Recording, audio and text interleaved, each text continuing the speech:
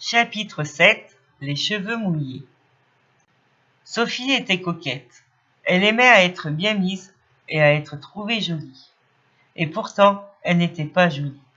Elle avait une bonne grosse figure bien fraîche, bien gaie, avec de très beaux yeux gris, un nez en l'air et un peu gros, une bouche grande et toujours prête à rire, des cheveux blonds, pas frisés et coupés courts comme ceux d'un garçon. Elle aimait à être bien mise et elle était toujours très mal habillée. Une simple robe en percale blanche, décolletée et à manches courtes, hiver comme été. Des bas un peu gros et des souliers de peau noire. Jamais de chapeau ni de gants. Sa maman pensait qu'il était bon de l'habituer au soleil et à la pluie, au vent et au froid. Ce que Sophie désirait beaucoup, c'était d'avoir les cheveux frisés. Elle avait un jour entendu admirer les jolis cheveux blonds frisés d'une de ses petites amies, Camille de Fleurville, et depuis, elle avait toujours tâché de faire friser les siens. Entre autres inventions, voici ce qu'elle imagina des plus malheureux. Un après-midi, il pleuvait très fort et il faisait très chaud, de sorte que les fenêtres et les portes du perron étaient restées ouvertes. Sophie était à la porte. Sa maman lui avait défendu de sortir. De temps en temps, elle allongeait les bras pour recevoir la pluie. Puis elle allongea un peu le cou pour en recevoir quelques gouttes sur la tête. En passant sa tête ainsi en dehors, elle vit que la gouttière débordait et qu'il en tombait un grand jet d'eau de pluie.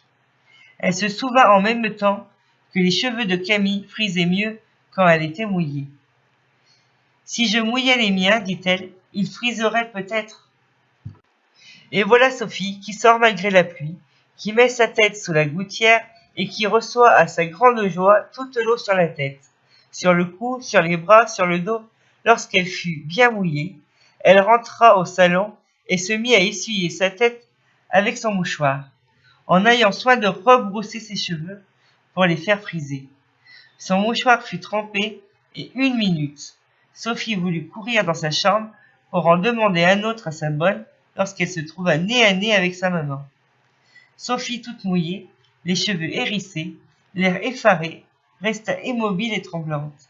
La maman, étonnée d'abord, lui trouva une figure si ridicule qu'elle éclata de rire. « Voilà une belle idée que vous avez eue, mademoiselle, » lui dit-elle. « Si vous voyiez la figure que vous avez, vous ririez de vous-même, comme je le fais maintenant. Je vous avais défendu de sortir. Vous avez désobéi, comme d'habitude. Pour votre punition, vous allez rester à dîner comme vous êtes, les cheveux en l'air, la robe trempée, afin que votre papa et votre cousin Paul voient vos belles inventions. Voici un mouchoir pour vous achever de vous essuyer la figure, le cou et les bras. » Au moment où Madame de Réan finissait de parler, Paul entra avec Monsieur de Réan. Tous deux s'arrêtèrent stupéfaites devant la pauvre Sophie, rouge, honteuse, désolée et ridicule, et tous deux éclatèrent de rire. Plus Sophie rougissait et baissait la tête, plus elle prenait un air embarrassé et malheureux, et plus ses cheveux ébouriffés et ses vêtements mouillés lui donnaient un air risible. Enfin, Monsieur de Réan demanda ce que signifiait cette mascarade et si Sophie allait dîner en mardi gras de carnaval. « C'est sans doute une invention pour faire friser ses cheveux. Elle veut absolument qu'ils frisent, comme ceux de Camille, qui mouille les siens pour les faire friser. Sophie a pensé qu'il en serait de même pour elle. Ce que c'est que d'être coquette. On veut se rendre jolie et on le se rend affreuse. Ma pauvre Sophie, va vite te sécher, te peigner et te changer. Si tu veux comme tu es drôle, tu ne voudrais pas rester 2 minutes comme tu es. » Non, elle va dîner avec sa belle coiffure en l'air et avec sa robe pleine de sable et d'eau. « Oh, ma tante, je vous en prie, pardonnez-lui et permettez-lui d'aller se peigner et changer de robe. Pauvre Sophie, elle a l'air si malheureuse. Je fais comme Paul, cher ami, et je demande pour cette fois, si elle recommence, ça sera différent. Je vous assure, papa, que je ne recommencerai pas. Pour faire plaisir à votre papa, mademoiselle, je vous permets d'aller dans votre chambre et de vous déshabiller, mais vous ne dînerez pas avec nous. Vous ne viendrez au salon que lorsque nous serons sortis de table.